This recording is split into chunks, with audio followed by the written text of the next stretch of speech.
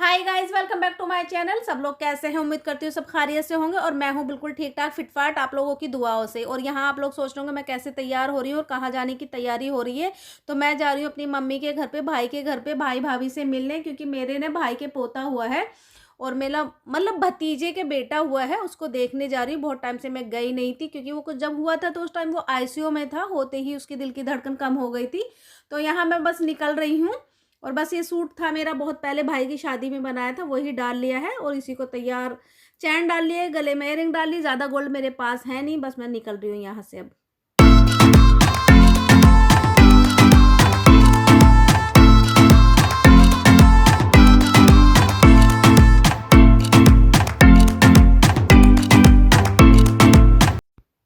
और ये है मेरे घर का रास्ता और रास्ते में ये बहुत अच्छा एक फ्लाईओवर है, वो पता नहीं इसे क्या बोलते हैं, टावर है। तो इसे लोग दूर दूर से देखने भी आते हैं। रात के टाइम में इसमें लाइटें बहुत कलरफुल चलती हैं। बस हम यहीं से निकल के जाते हैं, मेरा मेन रास्ता यही है आने का और जाने का।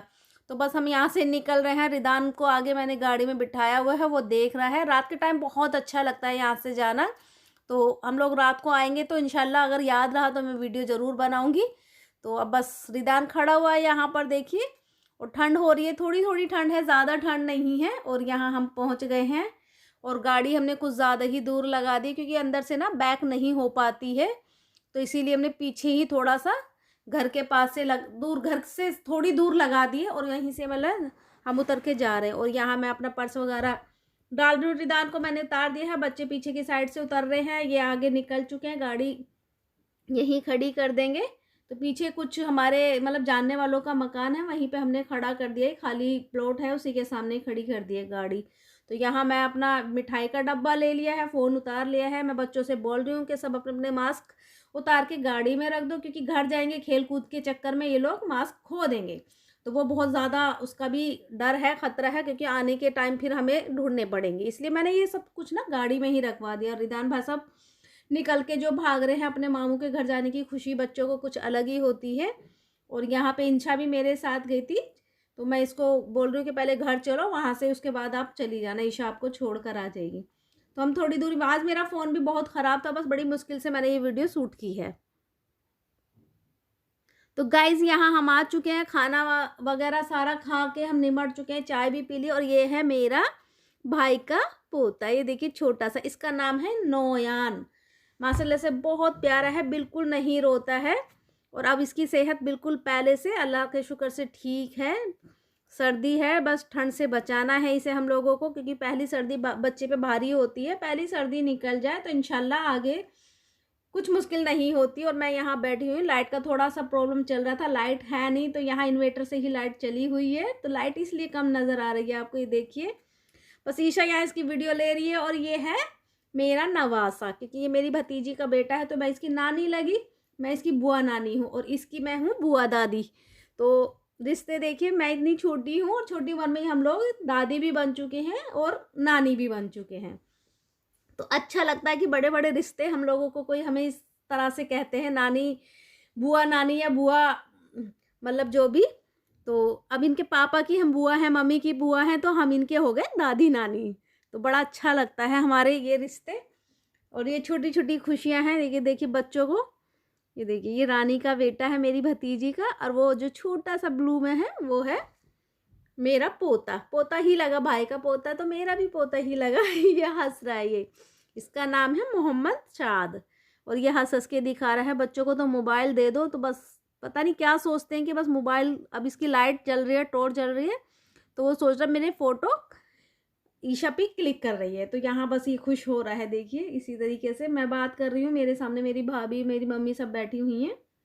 और यहाँ बस हम निकल चुके हैं। रात को ज़्यादा नहीं था, बस 7:30-8 के टाइम में निकल चुकी थी, क्योंकि फिर आने में भी थोड़ी दिक्कत होती, इनकी भी तबीयत ठीक नहीं थी।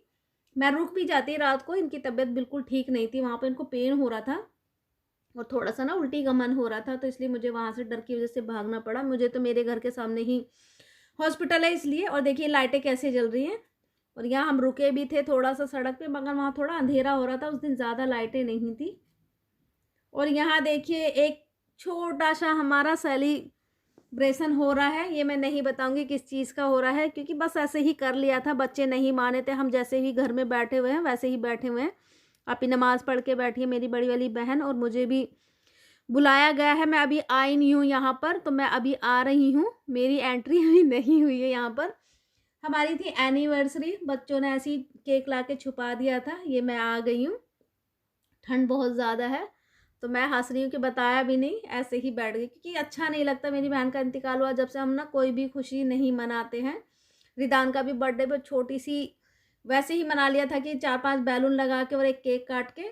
और ये बच्चे हैं, बस बच्चों की वजह से हम थोड़ा सा एंजॉय कर लेते हैं। और बड़ी वाली बहन बैठी है, ये मेरे जेठ भी हैं, मेरे जीजा जी भी हैं। बस इन लोगों के साथ में ही हमारा जो भी फंक्शन होता है एक साथ में ही होता है। हम लोग एक साथ ही रहते हैं दोनों बहनें। खाने पीने का कोई मसला नहीं है, एक ही जगह होता है। तो बड़ी बहन है तो माँ की तरह है, बिल्कुल माँ की कमी बिल्कुल कभी नहीं होने देती। मेरा माशाल्लाह से सारा खर्चा यही उठाती हैं, यही ध्यान रखती है मेरा। समझो मैं इनकी बेटी हूँ, बड़ी बेटी हूँ मैं, बेटी की तरह ही मेरा ध्यान रखती हैं ये। और ये मेरे जीजा भी हैं और जेठ भी हैं, तो मुझे ये बच्चों की तरह ही रखते हैं। जैसे इफ्तिशा है वैसे ही मैं इनके लिए हूँ। सारे बच्चे बैठे हुए हैं, रिदान बैठा हुआ है, तो इधर साइड में बैठे हुए हैं ईशा के पापा भी। तो वो लोग बोल रहे हैं कि तुम ही केक काटो, तुम ही गुनाह, मतलब गुनहगार तुम ही होंगे तुम लोग।